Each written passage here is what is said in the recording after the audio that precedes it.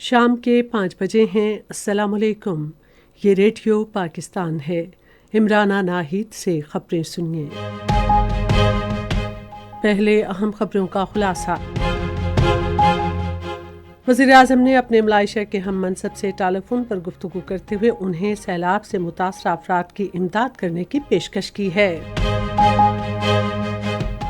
نائب وزیر اعظم نے اسلام آباد میں پی ٹی آئی کے مظاہرین پر قانون نافذ کرنے والے اداروں کی جانب سے فائرنگ کرنے کے الزامات کو مسترد کر دیا ہے۔ وزیر اطلاعات نے کہا ہے کہ پی آئی اے کے لیے یورپی روٹس کھلنے سے قومی ایئر لائن کی آمدن میں اضافہ ہوگا اور اس کی نجکاری کرنے میں مدد ملے گی۔ اقوام متحدہ کے سربراہ نے اسرائیلی جارحیت کے تناظر میں فلسطینیوں کی حمایت کرنے کا اعادہ کیا ہے۔ اور اب خبریں تفصیل کے ساتھ۔ وزیر اعظم شہباز شریف نے کہا ہے کہ پاکستانی عوام ملائیشیا میں حالیہ سیلاب کے باعث آزمائش کی اس گھڑی میں اپنے ملائیشین بہن بھائیوں کے ساتھ کھڑے ہیں۔ انہوں نے یہ بات اپنے ملائیشیا کے ہم منصب داتو سری انور ابراہیم کے ساتھ ٹیلی فون پر گفتگو کے دوران کہی۔ شہباز شریف نے ملائیشیا کی متعدد ریاستوں میں حالیہ سیلاب سے ہونے والے جانی و مالی نقصان پر گہرے دکھ اور افسوس کا اظہار کیا۔ انہوں نے اس قدرتی آفت سے نمٹنے میں ملائیشیا کی حکومت کی جانب سے فوری طور پر کی گئی کارروائیوں کی بھی تعریف کی۔ وزیر اعظم نے ملائیشیا کو ہر ممکن مدد کی پیشکش کی اور ملائیشیا کے بھائیوں کے لیے پاکستان کی حمایت کی علامت کے طور پر فوری امداد بھیجنے کا اعلان کیا۔ شہباز شریف نے دو طرفہ تعلقات کو مثبت سمت میں گامزن ہونے پر اطمینان کا اظہار کیا اور باہمی دلچسپی کے تمام شعبوں میں دو طرفہ تعاون کو مزید مستحکم کرنے کے پاکستان کے عزم کا اعادہ کیا۔ ملائیشیا کے وزیر اعظم نے وزیر اعظم شہباز شریف کے تعاون پر ان کا شکریہ ادا کیا اور اس بات پر اتفاق کیا کہ دونوں ممالک کو تمام اہم شعبوں میں تعلقات کو فروغ دینے کے لیے مل کر کام کرنے کی ضرورت ہے۔ دونوں رہنماؤں نے اعلیٰ سطح کے دوروں کا سلسلہ جاری رکھنے پر بھی اتفاق کیا۔ نائب وزیر اعظم اور وزیر خارجہ اسحاق ڈار نے مظاہرین کے ساتھ حالیہ جھڑپوں کے دوران قانون نافذ کرنے والے اداروں کی جانب سے ریاستی تشدد اور اندھا دھند فائرنگ کے الزامات کو سختی سے مسترد کر دیا ہے۔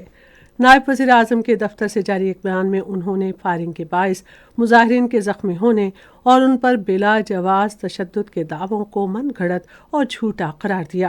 انہوں نے کہا کہ اس طرح کے الزامات کو درست ثابت کرنے کے لیے قبروں اور لاشوں جیسے ثبوت فراہم کیے جائیں۔ اسحاق ڈار نے کہا کہ نام نہاد مظاہرین بھاری اسلحے اور آنسو گیس کے کنستروں سے مسلح ہو کر آئے تھے۔ انہوں نے کہا کہ مظاہرین کا مقصد انتشار پھیلانا اور خون خرابہ کرنا تھا۔ نائب وزیر اعظم نے کہا کہ سیکیورٹی اور قانون نافذ کرنے والے اداروں نے اپنی صفوں میں ہلاکتوں کے باوجود انتہائی صبر و تحمل کا مظاہرہ کیا۔ انہوں نے کہا کہ پی ٹی آئی کے رہنماؤں نے اپنے کارکنوں کو استعمال کیا اور اب وہ ریاستی تشدد کا مذاق خیز اور جھوٹ پر مبنی بیانیاں بنا رہے ہیں۔ وزیر اطلاعات و نشریات عطا اللہ تارڑ نے کہا ہے کہ کسی کو بھی ملک کا امن خراب کرنے کی اجازت نہیں دی جائے گی۔ آج ٹیلی ویژن پر اپنے ایک بیان میں انہوں نے کہا کہ ملک میں انسداد فسادات فورس قائم کی جا رہی ہے۔ انہوں نے کہا کہ گرفتار کیے گئے پرتشدد مظاہرین کے خلاف فوری مقدمات چلا کر انہیں قانون کے کٹہرے میں لایا جائے گا۔ انہوں نے کہا کہ عوام نے تحریک انصاف کے احتجاج کی کال کو مسترد کرتے ہوئے یہ پیغام دیا ہے کہ پی ٹی آئی قیادت خیبر پختونخوا یا ملک کے دیگر افراد کی خواہشات کی ترجمانی نہیں کرتی۔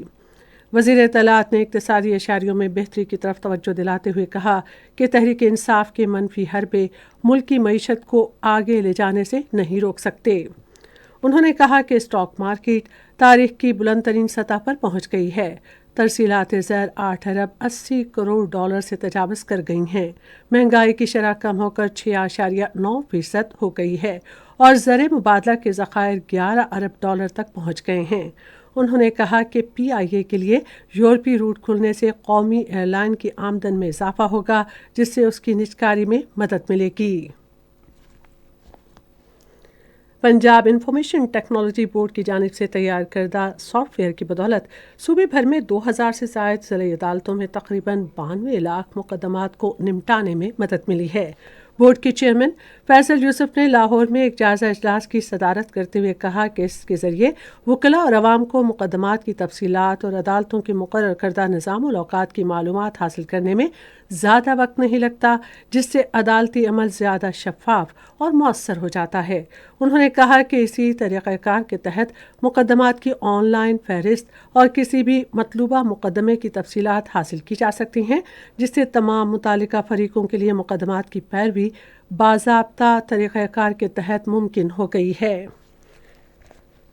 اقوام متحدہ کے سیکرٹری جنرل انطونیو گوتریس نے واضح طور پر کہا ہے کہ عالمی ادارہ فلسطینی عوام سے اظہار یکجہتی کے لیے ان کے ساتھ کھڑا رہے گا۔